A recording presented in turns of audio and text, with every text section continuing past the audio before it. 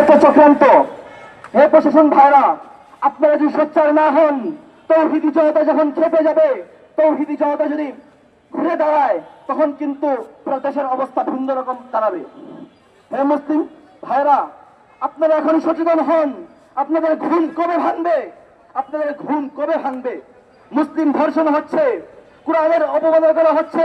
আপনি যদি মুসলিম হন, তাহলে এখনো কেন আপনি ঘরে বসে আছেন? আপনি রাস্তায় নেমে এর দাবি আদায় আপনি করেই ছাড়বেন।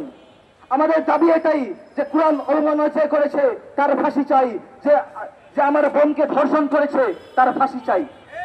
আপনারা কি ফাঁসি চান? আপনারা কি ফাঁসি চান? আপনারা ফাঁসি চান? তারা বলেন ফাঁসি ফাঁসি ফাঁসি চাই, এই ধর্ষকদের ফাঁসি চাই, এই ফাঁসি ফাঁসি ফাঁসি চাই। আমার বোন ধর্ষণ কেন? আমার বোন ধর্ষণ কেন? আমার বোন ধর্ষণ কেন? আমার বোন ধর্ষণ কেন?